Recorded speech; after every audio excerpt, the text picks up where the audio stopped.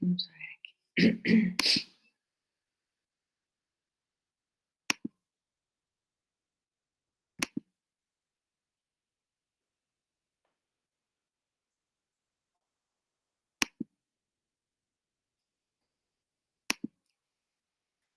Bueno, entonces vamos a continuar y vamos a hablar hoy.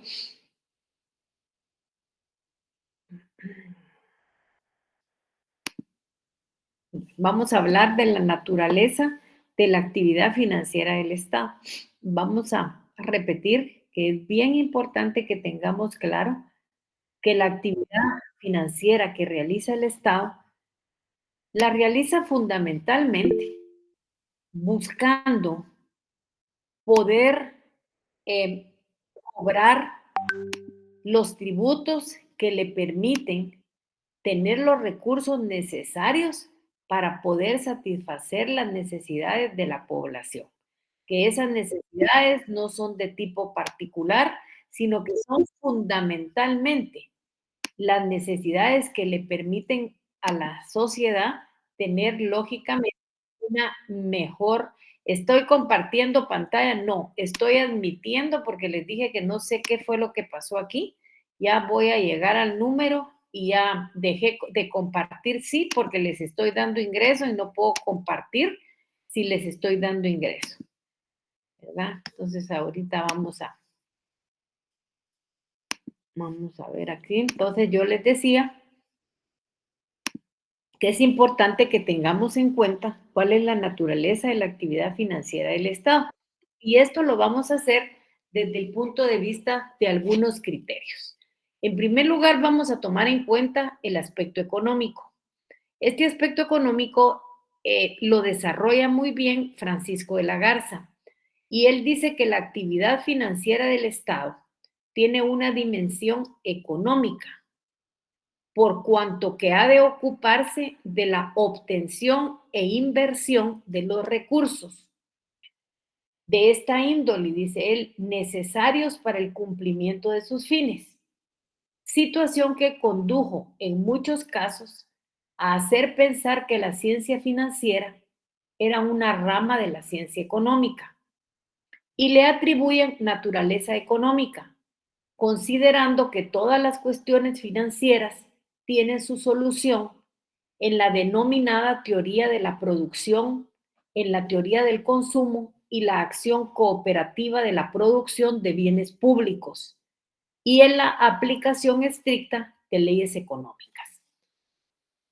Cuando se desarrolla la tesis economista, lo que sucede es que se le atribuye a la actividad financiera del Estado una naturaleza económica que, como se señaló anteriormente, repercute en la obtención de los recursos necesarios para satisfacer las necesidades de la población.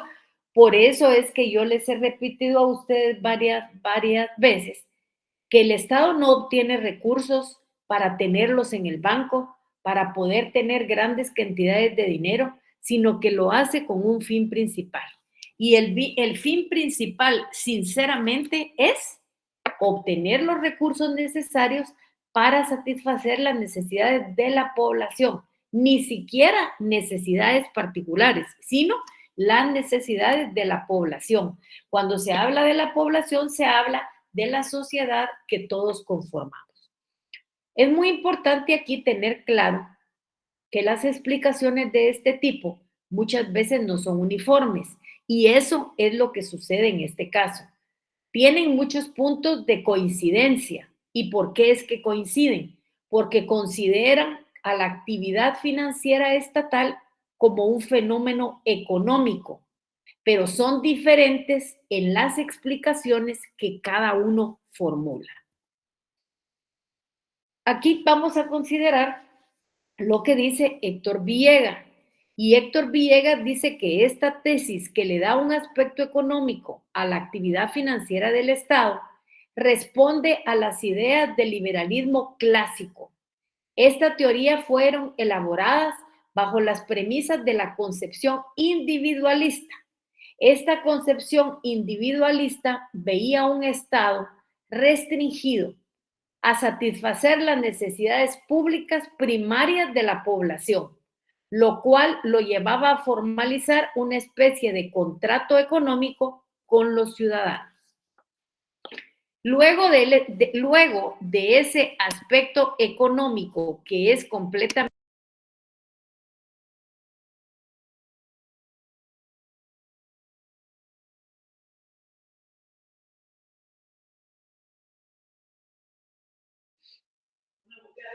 Sí, porfa. Disculpen, pero me estoy ahogando, que no traje el agua, entonces ahorita la estoy pidiendo. Entonces vamos a continuar. Y en el aspecto político, nosotros nos colocamos porque son insuficientes las teorías económicas. Y al ser insuficientes las teorías económicas, hay que tomar otro... Sí, ya traje una tacita hoy.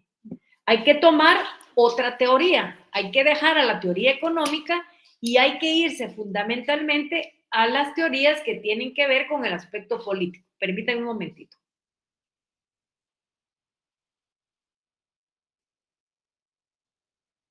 Y esto, la insuficiencia de las teorías económicas, indujo a Grisiotti, que era considerado como el eminente maestro de Pavia, considerando que Pavia es una región de Italia, a orientar su enseñanza hacia un concepto integral de las finanzas. Y ya no solamente, ya teniendo, le dio un predominio al elemento político, ya no económico, porque lo económico era insuficiente. Entonces le dio predominio al elemento político. Y aquí tenemos que considerar que la actividad financiera del Estado tiene repercusiones de orden político. Grisiotti, agregó que teniendo presente la naturaleza de la actividad financiera y que son los fines del Estado los que satisfacen la actividad financiera, se debe de aceptar que esta actividad tenga necesaria y esencialmente una naturaleza política. Tomaba como puntos de partida al sujeto activo, o sea, al Estado, los procedimientos coercitivos mediante los cuales se procuraba recursos, los fines de bien político que perseguía el Estado y los principios de repartición de la carga financiera entre los particulares. Entonces, aquí es importante que ustedes tomen, y vamos a repetir esto para que lo tengan claro, que tomen como punto de partida al sujeto activo. Y yo les pregunto, en la relación jurídica tributaria, ¿quién es el sujeto activo? Es el El Estado. Estado. El Estado. El Estado que mediante procedimientos coercitivos procura los recursos, procura que se paguen impuestos y cuando se pagan impuestos procura recursos y que tiene fines políticos, entre los cuales está el de la repartición de la carga financiera entre los particulares. Aquí hay otra situación que plantea Sainz de Bujanda y él dice, no puede ocultarse este aspecto, que es el aspecto político, en virtud que la actividad financiera constituye una parte de la administración pública y esta a su vez está integrada por el conjunto de actividades y servicios destinados al cumplimiento de los fines de utilidades generales. Es evidente que solo puede tenerse un concepto preciso de la actividad financiera del Estado partiendo de una noción clara. Y esa noción clara tiene que ver con la organización y los fines del Estado. Aquí es importante considerar que Pugliese dice que la naturaleza de la actividad financiera del Estado es política. Y él da varias explicaciones que creo que ustedes los va a hacer llegar a la misma conclusión. ¿Y cuál es esa conclusión? Porque es político el sujeto y el sujeto activo es el Estado. Y el Estado es un ente político. Políticos son, políticos son los poderes de los que éste aparece investido. Político también son los fines para la obtención de los recursos que desarrolla la actividad financiera del Estado, argumentando que todos los principios son económicos. Entonces, tenemos principios económicos, pero también tenemos principios políticos. Y esto lo tenemos que tener claro, que aparte de tener principios económicos, tenemos principios éticos. Pocos, pero tenemos. Tenemos principios sociales, técnicos, jurídicos, que el ente público utiliza en el desarrollo de la actividad financiera. Y miren ustedes que tener principios éticos nos conduce a una sociedad diferente, porque no me dejarán mentir que las últimas noticias relacionadas con Argentina nos sorprenden muchísimo. Nos sorprenden muchísimo. Y se hablan casi de presupuesto del Estado. Entonces, aquí es importante que en el desarrollo de la actividad financiera, a pesar de la particular eficacia que esto significa, siempre esté subordinado al principio político que domina y endereza toda la actividad financiera del Estado. Cuando nosotros elegimos a las autoridades del Poder Ejecutivo, es bajo ese principio político de elegir y ser electo. Y como les vuelvo a repetir, nadie revisa el plan de gobierno, eso les viene flojo. A nosotros lo que lógicamente, disculpen, solo voy a cargar la computadora antes de que se apague.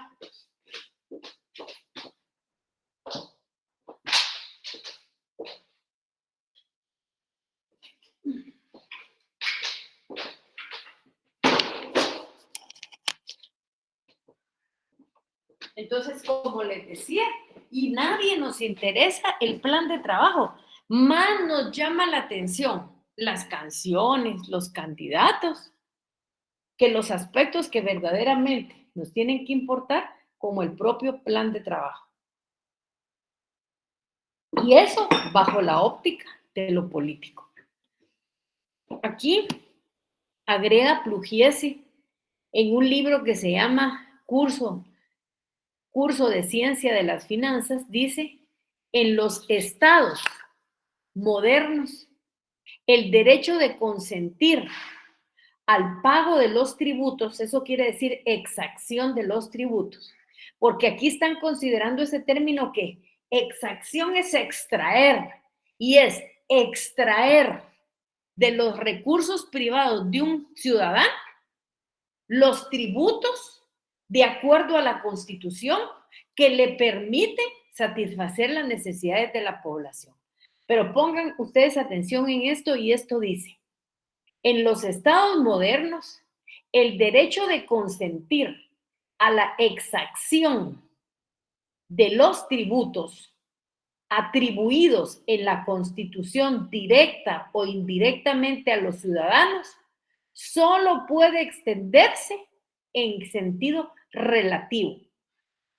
Una negativa absoluta a consentir al Estado la exacción de medios económicos necesarios para su existencia equivaldría a un acto de rebelión política, dice él.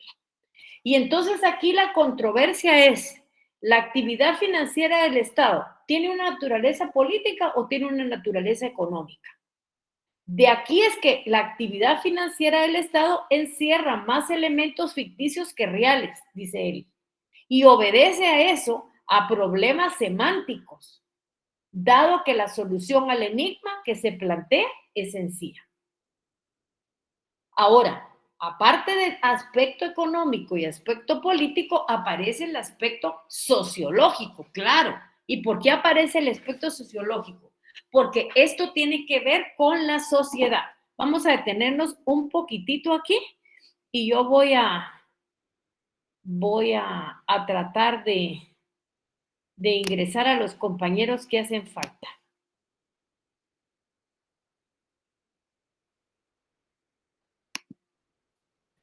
¿Me escuchan? ¿Me están Sí, escuchando por ahí? licenciada. Sí, licenciada. Gracias. Sí, licenciada. Sí, licenciada, ¿se escucha bien? Muchas gracias. Sí se Entonces, escucha, licenciada. gracias, muy amable. Entonces, aquí en el aspecto sociológico vamos a tomar en cuenta lo que dice Wilfredo Pareto Marcelli. ¿Qué dice él? Dice que este aspecto resulta, ¿qué está pasando por ahí? Cuéntenme. Bueno, él dice que este aspecto resulta de que el régimen de los tributos y del gasto público ejerce una determinada influencia, dice, más o menos decisiva sobre los grupos sociales que operan dentro del Estado. Vamos a dar ingreso aquí, permítanme. Okay, del Estado. Vamos a ver aquí. Ahí está. Dice, los fines políticos de los impuestos aparecen muchas veces inspirados y condicionados por apetencias y anhelos que laten en grupos sociales, que actúan dentro de cada organización política y la clase gobernante define la política a seguir, pero esta es producto de su elección. Y aquí tenemos lo que dice el tratadista griego Angeliopoulos, y él dice, la política fiscal no puede ser una política neutral versus, y él dice, vis a vis versus de la economía y de la comunidad. Porque el aspecto sociológico tiene que ver con la comunidad, tiene que ver con la sociedad. Y así era como nos enseñaba la escuela clásica, que ha de estar enderezada hacia la realización de los objetivos del Estado, acordes con el fin supremo de la prosperidad social. Y aquí aparece lógicamente el aspecto jurídico. Mire cómo todos van teniendo relación y no los podemos mandar a la lona. Tienen que ver con el aspecto económico, tienen que ver con el aspecto político, tienen que ver con el aspecto sociológico y hoy vamos a ver el aspecto que nos gusta a nosotros, que es el jurídico. Y aquí nosotros vamos a tomar en cuenta lo que dice Francisco de la Garza y eso es lo que señala Ernesto Flores Zavala y él dice, quien señala que la actividad financiera que realiza el Estado, como el resto de la actividad administrativa, se encuentra sometida al derecho positivo. Claro, nosotros necesitamos leyes que nos regulen todo lo relativo a los impuestos y miremos para eso lo que dice el artículo 239, que a mí me gusta repetirle, me gusta que lo entendamos claramente, porque ese es el principio fundamental donde descansa la tributación. ¿Qué dice el 239? Lo vamos a leer de una vez. Para quien no lo ha leído nunca, por favor ponga atención o lo lee en su casa. Pero ¿qué dice el 239? Dice, principio de legalidad. En otros países ese es el principio de reserva de ley. Y dice, corresponde con exclusividad al Congreso de la República decretar impuestos, arbitrios y contribuciones especiales. Pero de una vez hace la división más generalizada de los impuestos. Y los impuestos en esa clasificación más generalizada pueden ser ordinarios y extraordinarios. Y cuando habla de impuestos, de arbitrios y contribuciones especiales, ¿de qué está hablando? ¿De qué está hablando? De tributos. Dígame cómo se dividen los tributos, que les he dicho hasta la saciedad. ¿Cómo se dividen los tributos? A ver. En gastos, en ingresos y egresos. ¿Cómo se dividen los tributos? Eso es lo que tiene el presupuesto. El presupuesto público tiene dos grandes partidas, ingresos y gastos. ¿Cómo se dividen los tributos? Hasta la saciedad les he dicho cómo se dividen. En impuestos, en arbitrios y en contribuciones especiales. Y me recuerdo que les dije que desde el punto de vista doctrinario estaban las tasas. Les puse el ejemplo también que no se había emitido el código tributario municipal y por eso es que las tasas están incluidas en el código municipal. ¿Se los dije o no?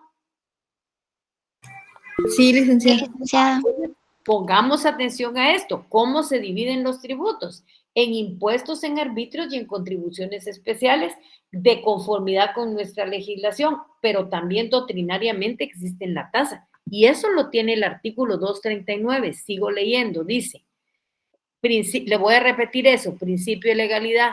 Corresponde con exclusividad al Congreso de la República decretar impuestos, arbitrios y contribuciones especiales conforme a las necesidades del Estado, de acuerdo a la equidad y justicia tributaria, así como determinar las bases de la recaudación, especialmente las siguientes: el hecho generador de la relación tributaria, las exenciones, el sujeto pasivo del tributo y la responsabilidad solidaria. ¿Sí que manda?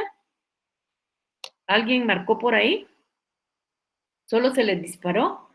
Dice la base imponible y el tipo impositivo, las deducciones, los descuentos, las reducciones y las recargas, las infracciones y las sanciones tributarias son nulas ipso iure. Las disposiciones jerárquicamente inferiores a la ley que contradigan o tergiversen las normas legales reguladoras de las bases de la recaudación del tributo. Las disposiciones reglamentarias no pueden modificar dichas bases y se concretarán a normar lo relativo al cobro administrativo del tributo y establecer los procedimientos que faciliten su recaudación. Entonces, lógicamente, la actividad financiera que realice el Estado, así como toda la actividad administrativa, está sometida al derecho positivo. Y uno de los ejemplos es el principio de legalidad que está contenido en el artículo 239 de la Constitución. A este respecto, hay algo que aquí le señala Giannini. ¿Y qué dice Giannini? Giannini dice que este aspecto resulta a partir del hecho que la actividad financiera del Estado se encuentra sometida al derecho, en virtud de que todas sus manifestaciones se encuentran en la ley, su principal disciplina, su base esencial, pues es en esta actividad donde pasan estas dos situaciones, donde se administra dinero público, el dinero que es sustraído de la economía de los particulares para la satisfacción de las necesidades públicas. Esa es una. Y la otra, porque la enorme masa de riqueza destinada a esos fines da origen a un complejo de relaciones cuyo ordenado desenvolvimiento requiere un sistema de disposiciones imperativas. ¿Y dónde están las disposiciones imperativas? ¿Dónde están? A ver, ¿dónde están las disposiciones imperativas? ¿Dónde está? Está en la ley. Y nosotros tenemos lógicamente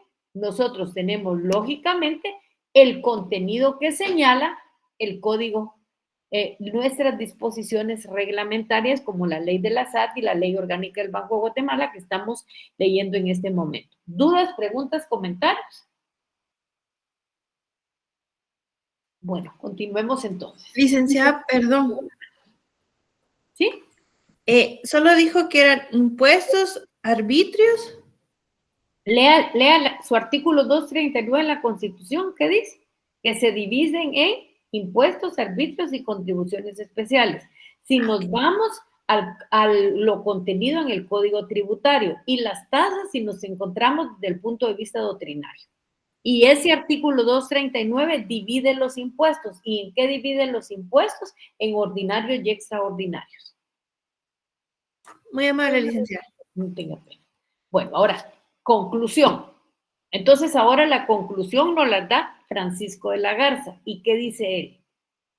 Que se puede concluir diciendo que la naturaleza de la actividad financiera del Estado no puede considerarse unilateralmente. Eso quiere decir, no puede ser solo económica, no puede ser solo política, no puede ser solo sociológica, no puede ser solo jurídica. ¿Y por qué? Porque es una actividad dominada por un ente que es político como lo es el sujeto Estado. Recuerden ustedes que la relación jurídica tributaria, les dije yo, que divide el elemento personal en dos sujetos, sujeto activo y sujeto pasivo. El sujeto pasivo es el Estado. Entonces, el Estado, lógicamente, es un ente político. También los medios que utiliza son económicos. Sus fines son sociales. Y estos elementos van complementados con el aspecto jurídico. ¿Por qué? Porque las leyes es un fenómeno inseparable en un Estado de derecho. Eso quiere decir que no puede ser solamente dentro de un aspecto. Cada uno de los aspectos debe considerarse como un todo. ¿Dudas, preguntas, comentarios?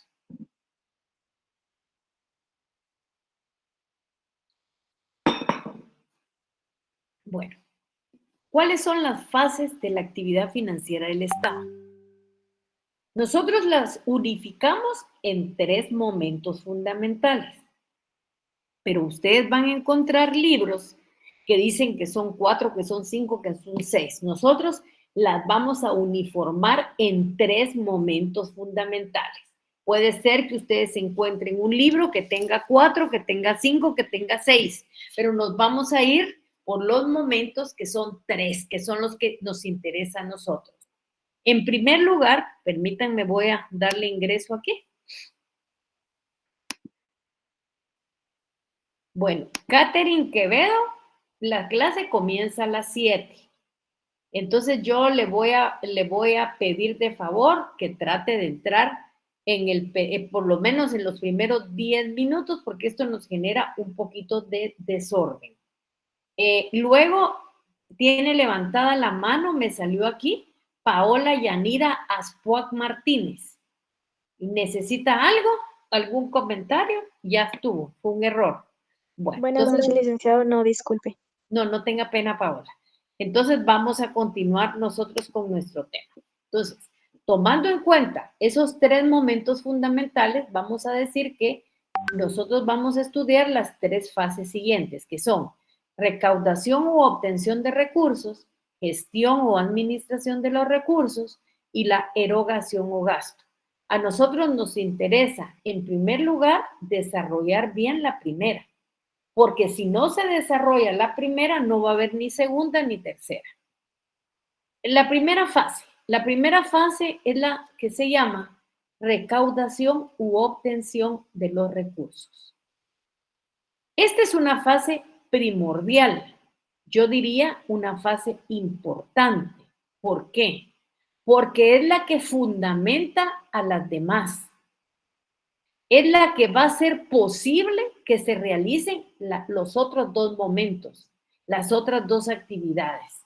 ¿Por qué? Porque esta fase nace de la necesidad que tiene el Estado de agenciarse de los fondos suficientes para poder funcionar. Esencialmente, el Estado puede obtener fondos por medio de 2 grandes fuentes. En primer lugar, cuando actúa en uso de sus facultades de jus imperium, que le permite imponer a la sociedad tributos y mayormente cobrarlos. ¿Cuál es esa facultad jus imperium? Es la facultad que tiene el Estado de lograr coactivamente el pago de los impuestos. En segundo lugar, tenemos por medio de la explotación de su propio patrimonio o instituciones propias. Y yo les dije a ustedes que no solamente de los impuestos el Estado obtiene ingresos, sino que puede poner a trabajar sus impuestos, sus bienes patrimoniales, atendiendo como bien patrimonial la clasificación más clásica, valga la redundancia, que nosotros conocemos. ¿Y cuál es esa definición más clásica que nosotros conocemos? La que divide los bienes en bienes muebles o inmuebles. Es pues el Estado el facultado aquí para buscar donde estime necesario los recursos para poder funcionar. Y aquí cabe señalar que es una obligación ciudadana contribuir a enterar recursos del Estado. Y no porque lo diga yo ni porque lo diga ningún libro, porque el artículo 135 de nuestra actual Constitución de la República dice que son deberes y derechos de los guatemaltecos, dice A, B y C, y a nosotros nos interesa la D, contribuir a los gastos públicos en la forma prescrita en la ley. Y yo les pregunto a ustedes, ¿y cómo es que nosotros contribuimos a los fondos públicos en la forma prescrita en la ley? Sencillo, pagando impuestos. El Estado cuenta con órganos especificados y especializados para tal función. Y ahorita vamos a mencionar dos que son las que nosotros estamos leyendo en las leyes orgánicas. ¿Cuáles son estas? La ley, la Superintendencia de Administración Tributaria y el Banco de Guatemala. Ahora pasamos a la segunda etapa. La segunda etapa se llama gestión o administración de los recursos. Esta fase consiste en la programación, en la distribución y en el manejo de los fondos del Estado, los cuales ha adquirido ya en su primera fase. Y si ustedes se recuerdan, nosotros dijimos que es necesario que él recaude los recursos necesarios en la primera clase, porque ahí es importante, si no, no va a haber segunda ni tercera etapa. Aquí se practica en forma inseparable la contabilidad pública, claro, porque en la gestión está el manejo de los recursos que se han obtenido, pero al mismo tiempo el pago de los gastos que permite satisfacer las necesidades de la población. Entonces, es importante, y aquí se ha considerado, que el Estado no es un experto administrador de los recursos, pero esta situación depende esencialmente de la honestidad de los funcionarios y empleados que integran las instituciones del Estado. Y por eso yo les decía, las instituciones no solo son un presidente y una vicepresidenta de la República, es que el factor administrativo lo hacemos muchos y todos tenemos que tener honestidad, porque los que de manera permanente se mantienen en una institución son los de abajo, y ahí también hay mocos, ahí también da catarro. Entonces no son solo los de arriba, los que saben verdaderamente cómo se efectúa el trabajo son los de abajo, porque son los que deberían de tener una carrera administrativa. ¿Para qué? Para que la administración se maneje de mejor manera. El día que nosotros tengamos esa honestidad de nuestros funcionarios y empleados públicos que integran las instituciones del Estado y velemos por una política financiera que utilicen los gobernantes, tendremos un país completamente diferente. Permítanme un momentito que vamos aquí. Bueno, Karen Hernández. Las clases comienzan a las 7 de la noche y usted se está uniendo a las 7:40. La clase ya prácticamente está por finalizar. Yo le pido que a la próxima vez ingrese en los 10 primeros minutos porque esto nos genera confusión para los que sí hacen un sacrificio y están recibiendo las clases. ¿Me escuchó? Sí, licenciada. Gracias. Perfecto. Entonces, yo les decía, esta fase requiere el trabajo de varias instituciones estatales. ¿Cuáles son esas instituciones? En primer lugar, quiero que tengamos claro el Ministerio de Finanzas Públicas. Y aquí participan dos instituciones que son parte del Ministerio de Finanzas Públicas, y es la Dirección de Contabilidad del Estado y la Dirección Técnica del Presupuesto. Estas dos entidades están bajo la coordinación del Ministerio de Finanzas Públicas y a esto se le agrega una secretaría del organismo ejecutivo que es la Secretaría de Planificación y Programación, CGPLAN. En tercer lugar, tenemos la tercera función y es la erogación o el gasto. Y aquí esta fase es donde se emplean los fondos que el Estado ha obtenido en la primera fase. Y de una vez en la forma se planifica cómo se van a gastar de acuerdo a lo determinado en la segunda fase donde se administran los recursos, bien determinando que ha quedado establecido por medio de un presupuesto público que de conformidad con la ley es aprobado por el Congreso de la República y al ser aprobado por el Congreso de la República tiene carácter de ley. Bueno, vamos a ver quién nos está causando ahí problemas. ¿Quién será? ¿Quién activó su micrófono? Bueno, porfa. Entonces yo les decía que el gasto que realiza el Estado debe de estar orientado a satisfacer sus necesidades y las de la comunidad, pues dicho presupuesto ha sido creado con la orientación de la satisfacción de las necesidades sociales. Y cuando nosotros hablamos de la satisfacción de las necesidades sociales, estamos hablando de la satisfacción de las necesidades de la sociedad. Aquí tienen especial participación en esta fase la Dirección de Contabilidad del Estado, la Tesorería Nacional y la Contraloría General de Cuentas. Lógicamente, la Contraloría General de Cuentas como un ente fiscalizador de los bienes del Estado. Y ustedes saben que si se hace mal uso de los bienes del Estado y la Contraloría de Cuentas observa esa situación, tiene la obligación de denunciar ante el Ministerio Público para que haya persecución penal. El mal uso de fondos públicos da lugar, ustedes saben, de conformidad con nuestras leyes positivas a la existencia de la persecución penal. La Contraloría General de Cuentas. La Contraloría General de Cuentas es una institución que nace en el seno de la Constitución Política de la República, que es desarrollada posteriormente en una ley y que nosotros vamos a estudiar la ley de la Contraloría General de Cuentas. Todos en su Constitución, por favor, en el artículo 232, de ahí en adelante vamos a ver. Aquí tenemos contemplado el capítulo 3. Y el capítulo 3 se llama Régimen de Control y Fiscalización. Y aquí tenemos que la Contraloría General de Cuentas es una institución técnica descentralizada con funciones fiscalizadoras de los ingresos, egresos y en general todo el interés hacendario de los organismos del Estado, de los municipios, de las entidades descentralizadas y autónomas, así como en cualquier persona que reciba fondos del Estado o que haga colectas públicas.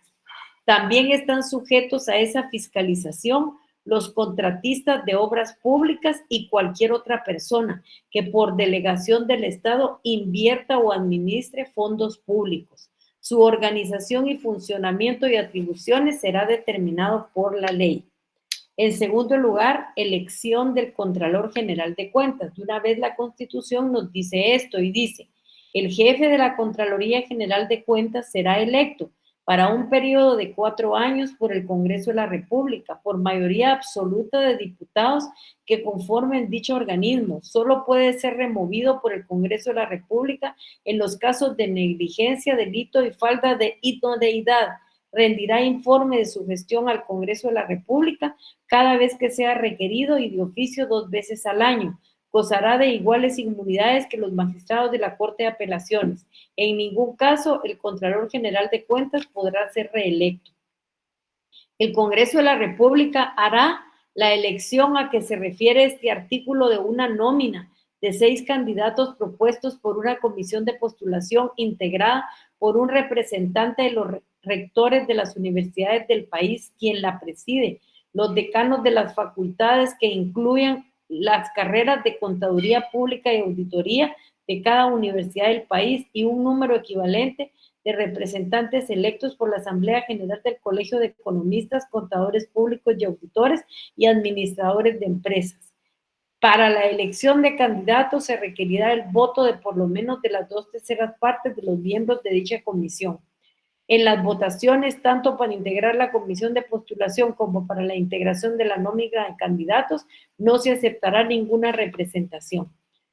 234. Requisitos del Contralor General de Cuentas. El Contralor General de Cuentas será el jefe de la Contraloría General de Cuentas y debe de ser mayor de 40 años, guatemalteco, contador público y auditor de reconocida honorabilidad y prestigio profesional, estar en el goce de sus derechos ciudadanos, no tener juicio pendiente en materia de cuentas y haber ejercido la profesión por lo menos durante 10 años.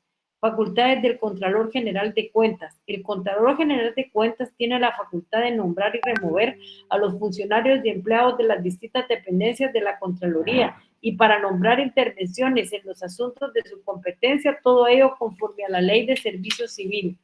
Artículo 236. Recursos legales. Contra los actos y resoluciones de la Contraloría General de Cuentas proceden los recursos judiciales y administrativos que señala la ley. Yo les pregunto, ¿puede el Contralor de Cuentas reelegirse? No, licenciada. No, licenciada. ¿Quién dice? ¿Quién dice? Lo establece el artículo 230, perdón, vamos a ver, 233. Así La es, Constitución perfectamente Política. bien. Entonces, ahí es donde nace la Contraloría de Cuentas, como una norma constitucional que luego va a ser desarrollada por la Ley Orgánica de la Contraloría General de Cuentas. Ahora, ¿qué autoridades participan en la actividad financiera del Estado? De acuerdo con el apartado anterior y de acuerdo a las 3 fases de la actividad financiera del Estado, las autoridades que participan son la Superintendencia de Administración Tributaria, el Banco de Guatemala, el Ministerio de Finanzas Públicas. Aquí hay un error. El Ministerio de Finanzas Públicas a través de la Dirección Técnica del Presupuesto, de la Dirección de Contabilidad del Estado y la Dirección de la Tesorería Nacional. Por aparte está la Secretaría de Planificación y Programación y la Contraloría General de Cuentas, que está desarrollada como un principio constitucional. Dudas, preguntas, comentarios. Dudas, preguntas, comentarios. Bueno, Willy, que usted está ahí recibiendo clase, le pediría que me haga favor de mandarles el punto número 2, el punto número 3 y de una vez el laboratorio de la Ley Orgánica del Banco de Guatemala, si es tan amable. Vamos a comenzar. Gusto, doctora. Muchas gracias. Vamos a comenzar el punto número 4. El punto número 4 es el tema que se desarrolla y se llama recursos públicos. ¿Qué vamos a ver de los recursos públicos? Vamos a ver definición, clasificación, y para ver la clasificación vamos a ver lo que dice Héctor Villegas, Luyani Fonrouge y Mauricio Duverger. ¿Qué son recursos públicos? Yo les dije a ustedes que el Estado, como sujeto activo de la economía pública, para poder cumplir con la satisfacción de las necesidades de la población, debe garantizar gastos con fines de interés general. Por lo tanto, para poder cubrir esos gastos, debe obtener los recursos indispensables para su subsistencia. Y es importante entonces nosotros saber lo que es la palabra recurso. Y la palabra recurso es toda suma de dinero devengada por el Estado o sumas de dinero que efectivamente han ingresado a la Tesorería Nacional. Entonces yo les digo, el Estado ejerce su poder coactivo. Con ese poder coactivo nos obliga a nosotros a pagar los impuestos. Y cuando nosotros ya pagamos impuestos y están depositados en las bancas del Estado, ahí ya tiene los recursos necesarios para poder satisfacer las necesidades de la población. Tal como lo señala Héctor Villegas en su libro Manual de Finanzas Públicas, los ingresos devengados a favor del Estado se suelen llamar de 3 maneras con las siguientes palabras: recurso, ingreso o entrada. Es importante también señalar que los estudios sobre recursos públicos son más antiguos y más profundos que las teorías relativas a los gastos públicos. Actualmente los ingresos obtenidos por el Estado para poder satisfacer las necesidades de la población no son solamente a través de los impuestos, sino está cuando explotamos nuestros bienes patrimoniales, cuando se emplea el poder coercitivo, que es efectivamente cuando se cobran los impuestos, cuando se contratan empréstitos, cuando se reciben ayudas y donaciones, y lógicamente cuando nosotros no pagamos nuestros impuestos en tiempo y se aplican penalidades. Los recursos del Estado se pueden clasificar de 3 maneras: ingresos tributarios, en ingresos por empréstito o préstamo e ingresos por explotación del patrimonio. Aquí es importante que sepan que hoy por hoy quedan fuera de los recursos públicos los obtenidos de la guerra y la conquista. En la actualidad son elementos que han perdido importancia. Ahora que lógicamente ya se acerca la Semana Santa, vamos a comenzar como los romanos, los fenicios y todos esos de las antiguas culturas, lógicamente los mirábamos peleando y cuando lógicamente peleaban, ¿qué era lo que pasaba? Cuando peleaban, cuando había guerra, se conquistaban unos territorios por otros y lógicamente se obtenían recursos, pero esa hoy es una figura que está en desuso. Y este era un medio para acrecentar la riqueza de un Estado, que hoy por hoy es completamente inaceptable.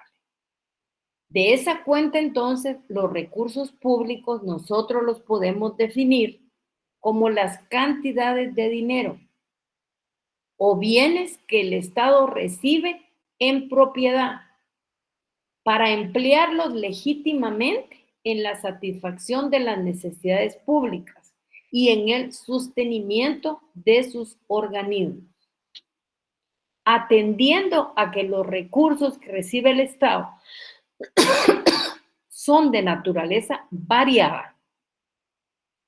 Es necesario insistir que la mayoría están constituidos por recursos monetarios. Y aquí vamos a ir tomando ciertas definiciones. Y la primera definición de recurso público que vamos a tomar es la que señala Bielsa. Bielsa es un autor citado por Manuel de Juan. ¿Cómo se define el recurso público? Él dice que es todo caudal. Caudal es cierta cantidad de dinero que fluye a una entidad pública, que fluye al Estado en virtud de un ejercicio financiero que está destinado a la realización de los fines de la misma. ¿Y cuál es la realización de los fines de la misma? La satisfacción de las necesidades de la población. Manuel de Juano, al estudiar este tema de relevante importancia, define los recursos públicos así. Los recursos públicos son todas las cantidades de dinero o bienes que obtiene el Estado en propiedad.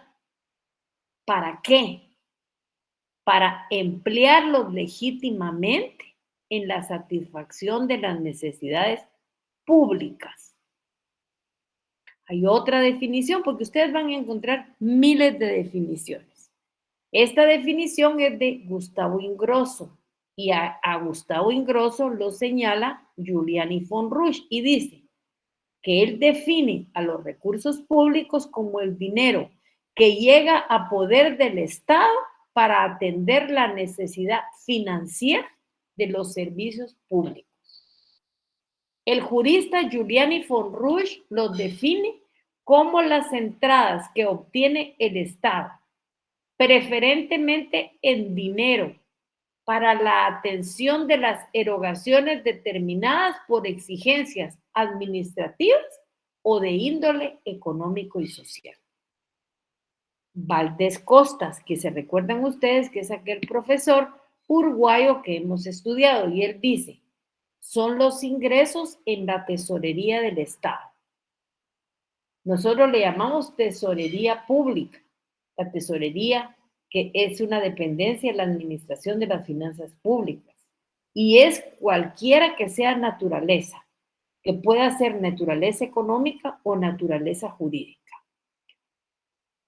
Pero nosotros también podemos conceptualizar el término recursos públicos y son las erogaciones a cargo del Estado que son atendidas con recursos de variada naturaleza.